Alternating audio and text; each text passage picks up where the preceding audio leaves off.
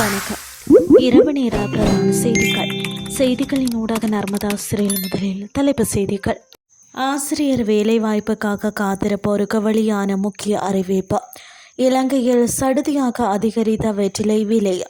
Lebanon மீது இதுவரை இல்லாத அளவு இஸ்ரேல் தாக்குதல் அதிகரிக்கும் பழி. இனி விரிவான செய்திகள்.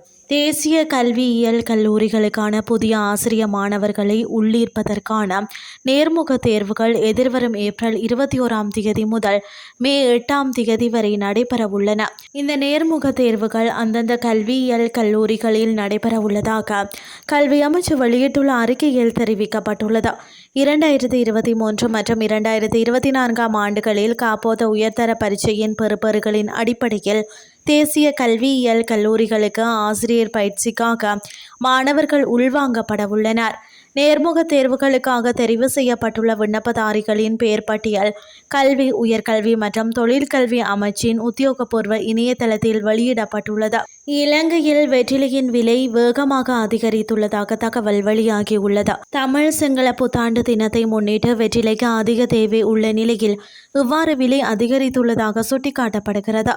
அதன்படி சந்தையில் ஒரு கைப்பிடி வெற்றிலையின் விலை சுமார் 400 ரூபாயை எட்டியுள்ளதாக தெரிவிக்கப்பட்டுள்ளது. மேலும் ஒரு சிறிய கைப்பிடி வெற்றிலை சுமார் 200 ரூபாவிற்கு விற்பனை செய்யப்படுவதாக குறிப்பிடப்பட்டுள்ளது. வறண்ட காலநிலை காரணமாக வெற்றிலை அறுவடை குறைந்ததும் வெற்றிலை விலை அதிகரிப்புக்கு காரணமாக அமைந்துள்ளதாக தெரிவிக்கப்பட்டுள்ளது. இனி வெளிநாட்டு செய்திகள். அமெரிக்கா, இஸ்ரேல் மற்றும் ஈரான் இடையே 2 வார கால போர் நிறுத்தம் எட்டப்பட்டுள்ள நிலையில் லெபனான் மீதான இஸ்ரேலின் தாக்குதல் இன்னும் தொடர்ந்தபடி உள்ளது. லெபனான் எல்லையில் உள்ள பல கிராமங்களை இஸ்ரேல் தகர்த்துள்ளதாக லெபனான் ஊடகங்கள் தெரிவிக்கின்றன. இஸ்ரேல் மீது ஏவுகணை தாக்குதலை நடத்துவதற்காக பயன்படுத்தப்படும் ஏவுதளங்களை அழிப்பதே இந்த நடவடிக்கையின் முக்கிய நோக்கம் என இஸ்ரேல் தெரிவித்துள்ளது. லெபனானில் இஸ்ரேலிய தாக்குதலால் உயிரிழந்தவர்களின் எண்ணிக்கை 2055 அதிகரித்துள்ளது. லெபனானின் சுகாதார அமைச்சகம் வெளியிட்டுள்ள அறிக்கையில் குறித்த விடயம் தெரிவிக்கப்பட்டுள்ளது.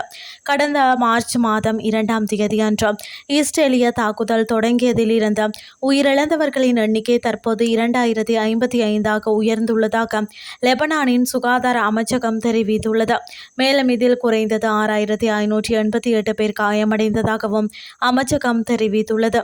இந்த நிலையில் லெபனானுடன் அமைதி ஒப்பந்தம் செய்ய விரும்புவதாகவும் ஆனால் ஹிஸ்புல்லா தீவிரவாதிகளுடன் எந்த ஒப்பந்தமும் கிடையாது என்றும் இஸ்ரேல் பிரதமர் நெதன்யாகு கூறியுள்ளார். இத்துடன் செய்திகள் யாவும் நிறைவடைகின்றது. அடுத்து காலை 8:30 எதிர்பாருங்கள். நன்றி.